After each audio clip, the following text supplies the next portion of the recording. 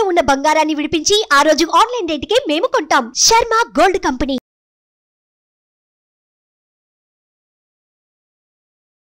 నమస్తే, welcome to Suman TV. నేను మీ యామ్ని. ప్రస్తుతం మనతో ఉన్నారు ప్రముఖ ఆధ్యాత్మికవేత్త, ప్రముఖ జ్యోతిష వాస్తు పండితులు గుండపూడి శివ సుధీర్ శర్మ గారు ఉన్నారు. గురుగారితో మాట్లాడి మనకున్న సందేహాలను అడిగి తెలుసుకుందాం. నమస్కారం గురుగారు. శ్రీమాత్రే నమః. శ్రీ గురుభ్యో నమః.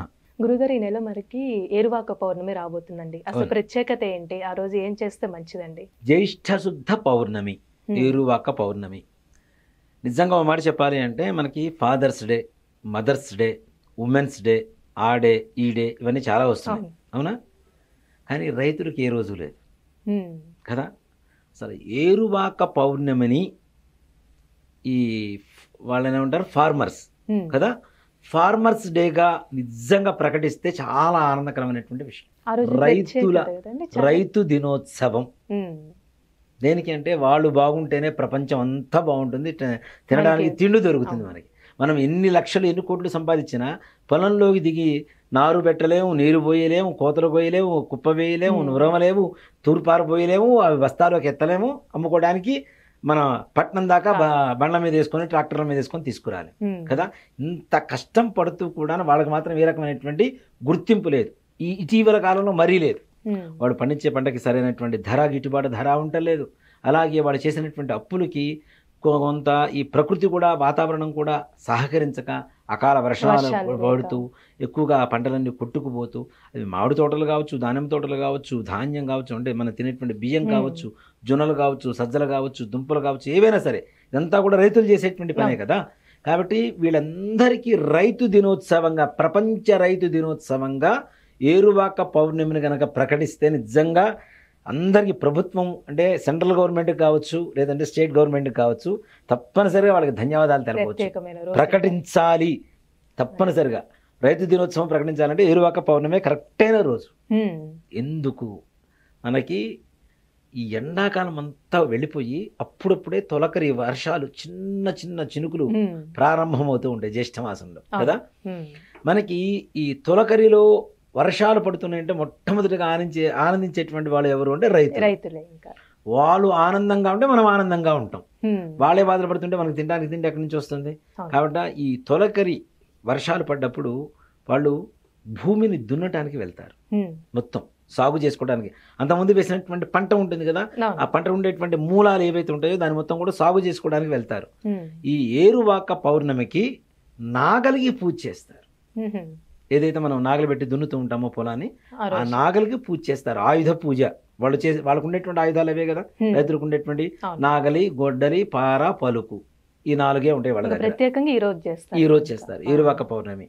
ఈ ఏరువాక పౌర్ణమికి కనుక రైతులు పూజలు చేయకుండా, ఆ రోజు నుంచి వాళ్ళు పన్ను ప్రారంభించకుండా ఉంటే మనం తినడానికి ఏ రకమైనటువంటి ఆహార పదార్థాలు మన దాకా రావు. ఒట్టి డబ్బులు, నోట్లను అయితే మనం తినలేము, నాణాలు అయితే తినలేము. కాబట్టి వాళ్ళ కష్టమే మనం తింటున్నాం, కాబట్టి వాళ్ళు బాగుండాలి. కాబట్టి నిజంగా ఏరువాక పౌర్ణమి రోజున ఎవరైతే గణపతిని ప్రార్థించి ఉండ్రాళ్ళు ఆయనకి అభిషేకంలాగా ఆయన శిరస్సును పోస్తారో వాళ్ళ ఇంట్లో తినడానికి తిండి ఎక్కడా లోటు లేకుండా అన్నపూర్ణాదేవి వాళ్ళ ఇంట్లో తిష్ట వేసుకొని కూర్చొని ఉంటారు. ముఖ్యంగా రైతులే కాదు, రైతులకు తెలుసు ఆ పద్ధతి. కాబట్టి తప్పనిసరిగా ఇప్పుడు కూడా విలేజెస్లో చూడండి, పల్లెటూర్లలో ఏరువాక పౌర్ణమి రోజున నాగలి మొత్తం కట్టేసి, కాడిమానికి నాగలి కట్టి 2 ఎద్దులు ఏవైతే ఉంటాయో వాటికి చక్కగా అలంకరించుకొని పసుపు కుంకుమ పెట్టేసి దండ వేసి అందరూ వ్యవసాయం చేసేటువంటి ఎద్దులు ఉండేటువంటి ప్రతి ఒక్కరందరూ కూడాను ఊరు మొత్తం ఒక ప్రదక్షిణ చేస్తారు. చేసి పొలానికి వెళ్ళి దున్నడం ప్రారంభిస్తారు. ఈ ప్రదక్షిణం చేసే ముందు గణపతికి ఉండ్రాలు పోస్తారు రైతులు తప్పనిసరిగా. ప్రతి పల్లెటూర్లలో జరుగుతున్నది, ఎప్పటి నుంచి జరుగుతున్నటువంటి ఒక విధానం ఇది. అంటే మొట్టమొదటిగా ఆదిపూజ్య వినాయక కదా, కాబట్టి గణపతికి ఉండ్రాలు పోసేస్తే వీళ్ళు అనుకునేటువంటి పంటలకు సవ్యంగా పండుతాయి అనేటువంటి ఒక నమ్మకం ఉన్నది. కాబట్టి ఆ నమ్మకంగా తప్పనిసరిగా వినాయకుడు ఉండ్రాలు పోస్తారు. వాళ్ళు చేస్తున్నారు, బాగానే ఉంది. వాళ్ళందరూ బాగుండడంతో పాటుగా మనం కూడా బాగుండాలి అంటే ఏరువాక పౌర్ణమి రోజున తప్పనిసరిగా గణపతికి ఉండ్రాళ్లతో నివేదన చేయండి. లేదు చిన్న విగ్రహం అనుకుంటే ఉండ్రాళ్ళు తీసుకుని, ఆ ఉండ్రాళ్ళు కూడా మనం బియ్య పిండితో చేసేటువంటి ఉండ్రాళ్ళు కావు, అంటే ఎక్కువగా దాంతో బియ్యపు రవ్వతో చేస్తారు కదా. అవి కాకుండా బియ్య పిండి బెల్లంతో చేస్తారు. పిండి కలిపేసి వాటిని ఆవిరికి ఉడకబెడతారు. అవును. గడ్డి పెట్టేసి లోపల మొత్తం ఒక చిన్న ఇత్తడిది గిన్నె పెట్టేసుకొని, లేదా తెల్లగి జర్మన్ సిల్వర్ గిన్నె పెట్టేసుకొని దాంట్లో లోపల మొత్తం గడ్డి పెట్టేసి ఆ గడ్డిలు ఇవన్నీ పెట్టేసి అవి ఉడకబెడతారు. అంటే స్టీమ్తో ఉడుకుతాయి అనమాట, ఆవిరితో ఉడుకుతాయి. అవి తీసుకెళ్లి స్వామివారికి నివేదన పెడతారు.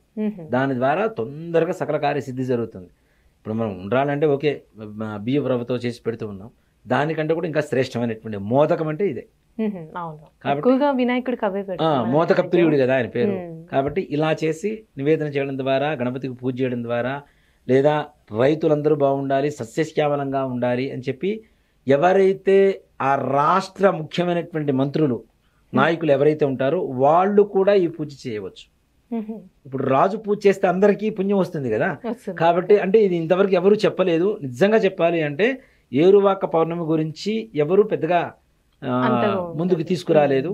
దాని విశిష్టత ఏంటి, ఎవరు చేయాలి అనేది ఎవరైతే లీడర్స్ ఉంటారో వాళ్ళు చేయడం ద్వారా ఆ ప్రాంతానికి సంబంధించినటువంటి లీడర్స్ కావచ్చు, రాష్ట్రానికి సంబంధించినటువంటి లీడర్స్ కావచ్చు, మన దేశానికి వెన్నుముక ఎవరు అంటే రైతే. కాబట్టి దేశ ప్రధాని గారితో సహా ఎవరైనా సరే గణపతికి పూజ చేసి ఉండ్రాళ్ళ నివేదన పెట్టి రైతులందరూ బాగుండాలి.